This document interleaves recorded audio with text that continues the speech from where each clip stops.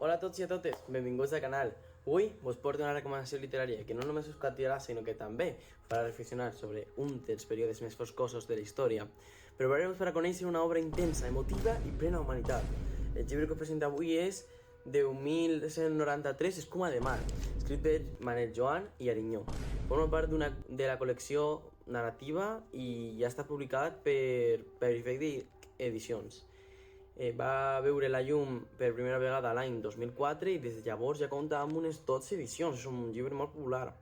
Es tracta d'una novel·la de gènere històric i testimonial que ens trasllada a un moment crític de la nostra història recent. És un llibre que va ser escrit per, en aquest cas, Manel Joan i Arinyó, nascut a Cullera l'any 1956.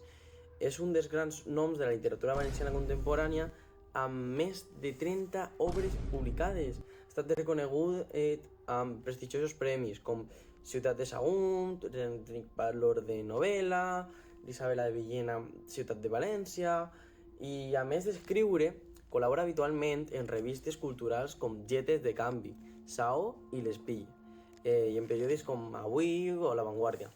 Entre les seues obres més destacades trobem el cas dels Homes tatuats, les nits perfumades i l'Atzucat del perdedor. Amb Escuma de mar ens presenta una història que combina rigor històric i una narrativa impactant, basada en fets reals. La trama d'aquest llibre es tracta de Joaquim Escadalà, que és un exsoldat de la República Espanyola que en acabar la Guerra Civil es va exiliar a França. Malauradament, el destí li tenia reservades proves que encara més dures. Joaquim va caure presoner de l'exèrcit alemany i fou traslladat a diversos camps de concentració, fins a arribar a Mauthausen, Gusen I, conegut com un dels més terribles de tots.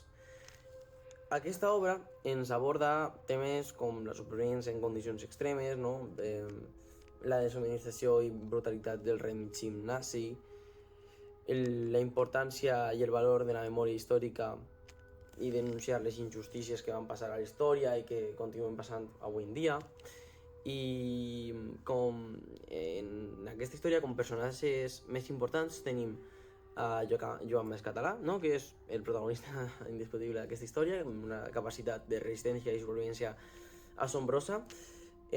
Manuel, una figura tràgica que simbolitza les víctimes silenciades del que va passar, i una petició que va fer a Joaquim que no es pot dir.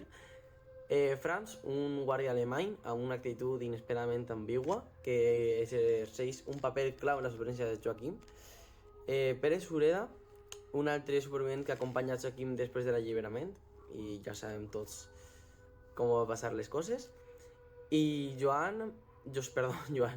Josep i el pare de Joaquim. La connexió familiar de Joaquim, en aquest cas, la família que sempre te va esperar a casa, i és sempre bonica això.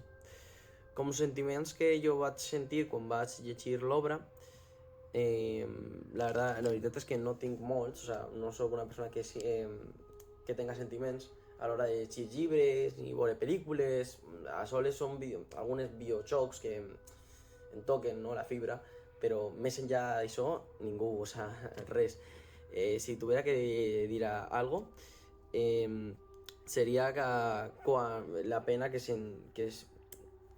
puc llegar a sentir per els oficials nazi, perquè no s'arrepienten de res, gaudien el que feien, i encima és que em compadisc de la seva falta d'humanitat. La veritat és que em compadisc de la seva falta d'humanitat. Quant a narració i opinió del llibre, pense que la narració està mal. En algunes parts especifica poc, té poca específica, i en altres sent que és molt gent, que no da prou detalls, i que és molt un llibre que costa llegir-ho.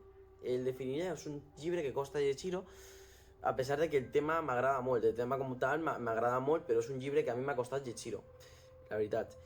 I malgrat això, restant això, hi ha parts que realment m'han agradat, com quan els personatges tornen a sentir certa humanitat gràcies a les provisions, o sigui, provisions necessàries, bàsiques de la nostra vida, que després de tants patiments varen disfrutar un muntó, o sigui, literalment van dir com hem tornat a la vida, era com això.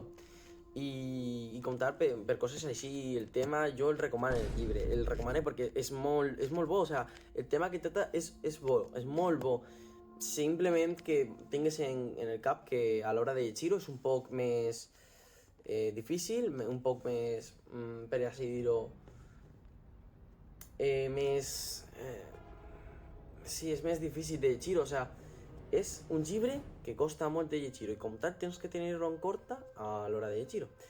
I per tant, com conclusió, he de dir que Escuma de Mar és un llibre que aborda una realitat dura i necessària de recordar, o sigui, és un llibre que com tema és molt bé. Destacant pel seu valor testimonial, perquè va ser una persona real, i sobre la memòria històrica i les conseqüències de la guerra i la deshumanització que es va sofrir per aquella època. Tot i que la narració no acaba de convencer-me del tot, els seus mitjans i la reflexió són molt valiosos i ja està, el recomano, sí, el recomano. Per tant, moltes gràcies per escoltar-me, i aquest és el meu booktuber d'aquest llibre. Doncs, xau, moltes gràcies per escoltar-me.